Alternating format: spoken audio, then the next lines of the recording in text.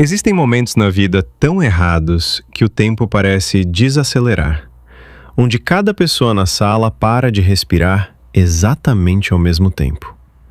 Eu testemunhei um desses momentos e nunca o esqueci. Seu nome era Daniel Archer, 32 anos, terno impecável, mandíbula afiada, o tipo de homem que havia construído cuidadosamente cada detalhe de sua vida para parecer de uma certa forma. E naquela tarde, no dia do seu casamento, ele estava próximo à entrada do Grand Belmont Hotel quando sua mãe cruzou a porta. Ela chegou com cerca de 20 minutos de atraso. Entrou em silêncio, da forma como provavelmente fazia tudo.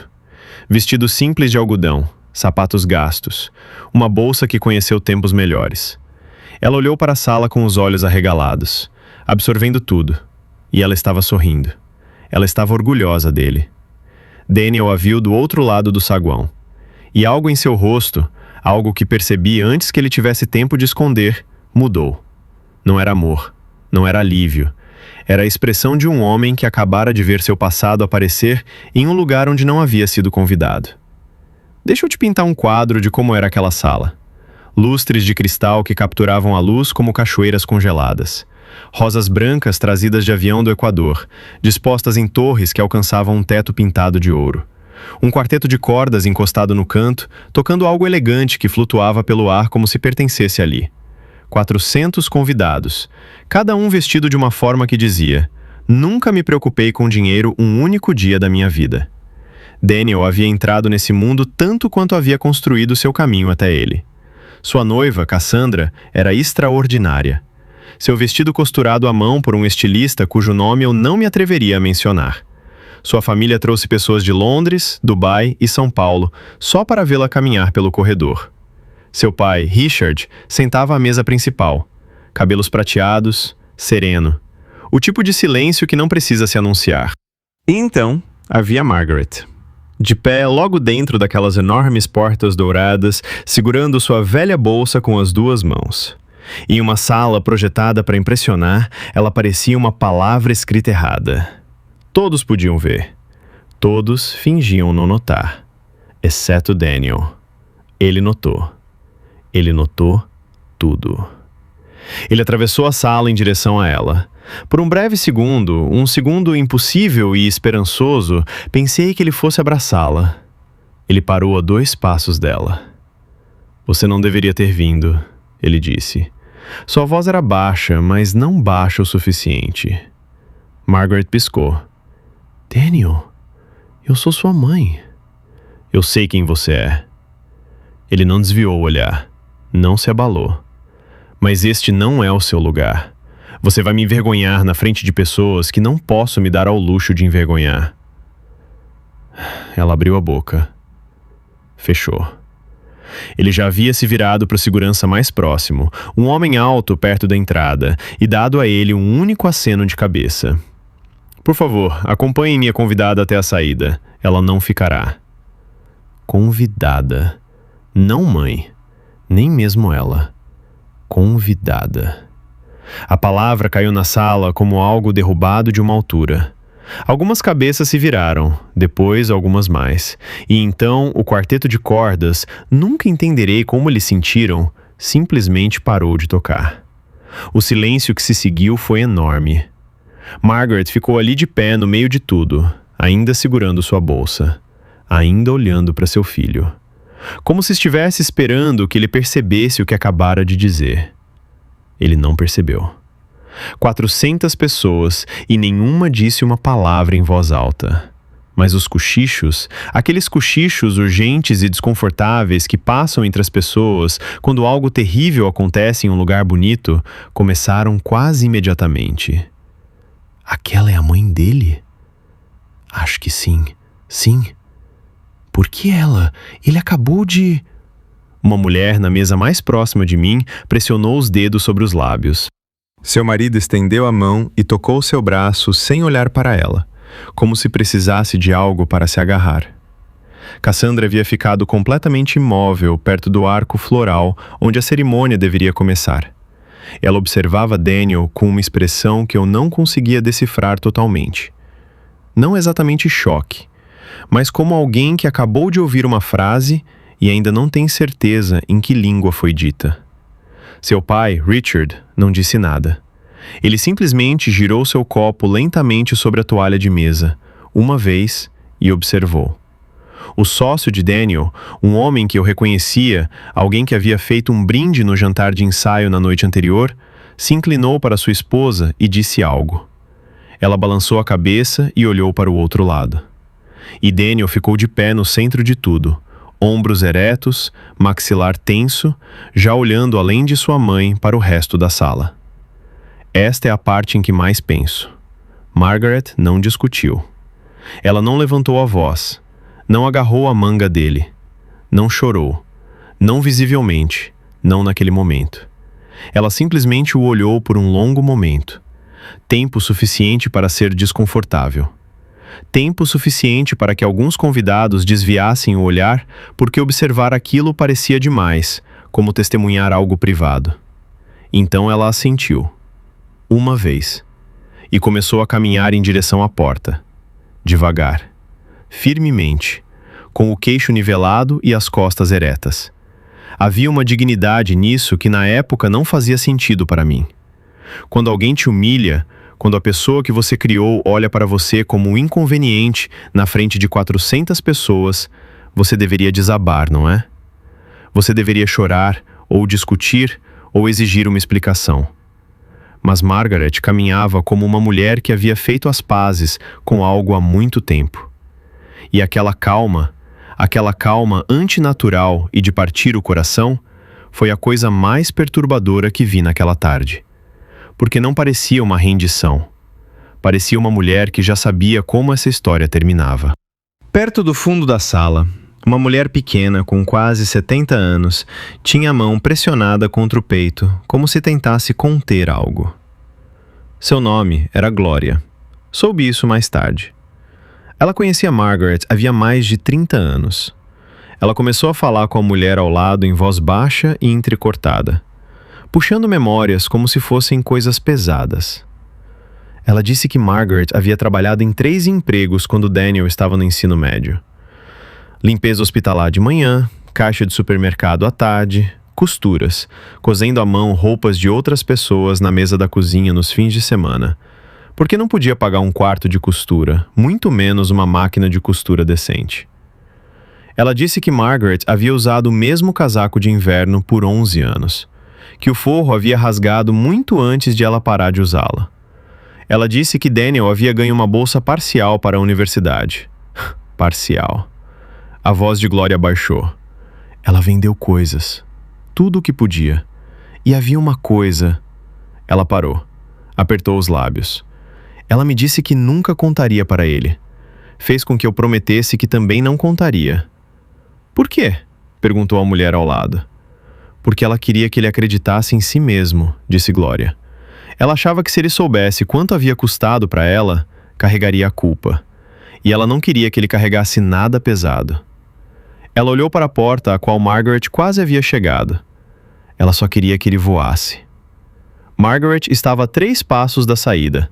O segurança já havia relaxado, recuando, supondo que estava tudo encerrado. Então ela parou, completamente imóvel, e se virou. Não freneticamente, não dramaticamente. Ela simplesmente se virou, da forma como você se vira quando esqueceu algo pequeno, como um nome, como uma palavra que pretendia dizer. Ela olhou para Daniel por toda a extensão daquela sala grandiosa. Daniel, ela disse. Sua voz alcançou o fundo. Não deveria? Ela não estava falando em voz alta, mas a sala estava tão silenciosa que um sussurro teria chegado à parede do fundo. Ele a olhou. Vou embora, ela disse. Não vou te envergonhar. Eu te prometo, nunca vou. Ela mergulhou a mão na bolsa, a velha bolsa gasta, e tirou um papel dobrado. Ela caminhou até a mesa mais próxima, a mesa de registro de convidados, logo na entrada, e o colocou ali. Alisou-o com a palma da mão, uma vez, cuidadosamente. Então ela o olhou pela última vez.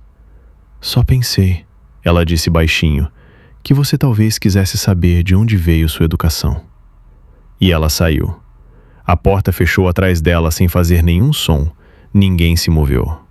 Então, Cassandra atravessou a sala, pegou o papel da mesa e o desdobrou. Observei seu rosto enquanto ela lia. Quero que você entenda, Cassandra era serena, treinada por uma vida de decoro e expectativas para manter uma expressão neutra em público. Ela provavelmente nunca havia chorado em uma mesa de jantar na vida, mas seu rosto, enquanto lia aquele papel, desmoronou completamente. Ela o entregou a Daniel sem dizer uma palavra. Era um extrato bancário, velho e ligeiramente amarelado, com data do primeiro ano que Daniel havia frequentado a universidade. Preso a ele, com um clipe enferrujado de cor laranja, havia um recibo de uma casa de penhores. Item vendido: um colar de ouro, antigo, alto valor sentimental. Na letra de Margaret, na parte inferior, em letras pequenas e cuidadosas: o último presente de mamãe. Me perdoa, mãe, mas ele precisava mais do que eu precisava guardar. O valor recebido: $840. Atrás daquele recibo, outro. E mais outro. 7 ao todo, distribuídos ao longo de 4 anos. Um casaco de inverno, nunca substituído. Consultas no dentista, canceladas e nunca remarcadas. Uma conta médica paga em parcelas de $40 por mês durante 2 anos, listada sob uma coluna que ela havia rotulado, naquela mesma letra cuidadosa: vale a pena. E na última página, com data de 3 semanas antes, uma carta, endereçada a Daniel, nunca enviada. Nunca te contei nada disso porque não queria que você sentisse que me devia algo. Você não deve nada. Nunca deveu. Fiz porque ver você se tornar quem você é era tudo o que eu sempre quis. Por favor, seja feliz, Daniel. Esse sempre foi o objetivo. Ela havia escrito depois de receber o convite de casamento. Daniel ficou ali de pé segurando aquelas páginas, e a sala o observou compreender. Não rapidamente, não de forma limpa, do jeito que a compreensão chega quando a verdade é algo que você não consegue absorver de uma vez. Ela chegou em pedaços. Sua expressão mudou, e mudou novamente, como a de um homem tentando encontrar terreno sólido e não encontrando nenhum. O recibo da casa de penhores, o colar de sua avó, $840. Vale a pena. Glória chorava abertamente agora, sem se dar ao trabalho de esconder. A mulher ao lado dela estava com as 2 mãos sobre o rosto. Cassandra havia dado um passo para trás em relação a Daniel. Apenas um, mas foi visível. Seu sócio, o homem que havia feito o brinde no ensaio, empurrou a cadeira para trás e se levantou. Ele não disse nada. Ficou ali de pé, como se permanecer sentado parecesse inapropriado. Alguém perto do fundo da sala, uma voz que eu não conseguia identificar, disse suavemente: ela vendeu o colar de sua mãe. Por ele. Não foi dito com julgamento. Foi dito com o tipo de admiração que as pessoas reservam para coisas que mal conseguem compreender. As mãos de Daniel tremiam. Os papéis farfalharam levemente. Ele parecia não notar. 400 pessoas sentadas na sala mais cara, em que a maioria delas já havia estado sentindo, coletivamente, como se estivessem em algum lugar muito pequeno. Richard se levantou. Ele não elevou a voz. Não precisava. Abotoou o botão do meio de seu paletó, lenta, deliberadamente, e caminhou em direção a Daniel. A sala abriu caminho para ele sem ser solicitada. Ele parou na frente do noivo de sua filha. Olhou para ele por um momento. Então estendeu a mão. Daniel, ainda atordoado, a apertou. Meu pai trabalhou em uma fábrica de aço por 31 anos, disse Richard. Minha mãe limpou escritórios 4 noites por semana até os 67 anos. Passei toda a minha vida me certificando de que pessoas como eles nunca se sentissem diminuídas. Ele sustentou o olhar de Daniel. Não darei minha filha a um homem que tem vergonha de suas origens, ou que tem vergonha da mulher que deu tudo o que tinha para que ele pudesse estar em uma sala como esta. Ele soltou a mão de Daniel. Este casamento está adiado. Não cancelado. Adiado. Essa única palavra, a crueldade cuidadosa dela, deixava mais espaço para consequências do que qualquer cancelamento poderia ter deixado. Cassandra não chorou. Ela recolheu a frente de seu vestido, caminhou até a porta de entrada e a empurrou. Margaret estava sentada em um banco no estacionamento, sozinha, sua velha bolsa no colo, olhando para o céu como se buscasse nele algo paciente e permanente. Cassandra sentou ao lado dela. Por um longo tempo, nenhuma das duas falou. Então, ele não sabia, não é? Sobre o colar, sobre nada disso. Margaret ficou em silêncio por um momento. Não. Por que você não contou para ele? Ela pensou sobre isso. Pensou de verdade. Porque eu queria que ele acreditasse que tinha conseguido sozinho, ela disse finalmente.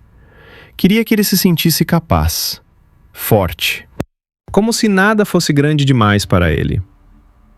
E ele é. Ele é tudo isso. Cassandra olhou. Mesmo hoje? Margaret não respondeu imediatamente. Ela observou um pássaro cruzar o céu acima do estacionamento, pequeno e sem pressa. Ele esqueceu, ela disse baixinho. Mas esquecer não é o mesmo que estar perdido. Atrás delas, as portas do hotel se abriram. Daniel saiu. Ele não estava mais com um paletó, apenas a camisa branca, aberta no colarinho. Seus olhos encontraram sua mãe naquele banco e ele parou de caminhar. Ele ficou ali, parado. E Margaret o olhou. Realmente o olhou, da forma como provavelmente havia olhado no dia em que ele nasceu. Como se ele fosse o milagre mais complicado, mais precioso e mais exaustivo que ela já havia visto. Ela deu tapinhas no banco ao lado dela. Ele se aproximou. Ele se sentou. Ele não disse nada por um longo tempo, e quando finalmente falou, sua voz mal existia. O colar da vovó, ele disse. Sim, ela disse. Mãe, eu sei, ela disse suavemente. Eu sei. Ela não segurou sua mão. Não disse que estava tudo bem, porque não estava, ainda não. Mas ficou sentada ao lado dele naquele estacionamento enquanto o mundo se recalibrava ao redor deles. E isso, de alguma forma, era tudo. A coisa mais devastadora que uma pessoa pode fazer é fazer alguém se sentir um fardo, quando essa pessoa passou a vida inteira se certificando de que você nunca se sentisse assim. Não esqueça de onde você veio. Mas mais do que isso, não esqueça quem te carregou até aqui.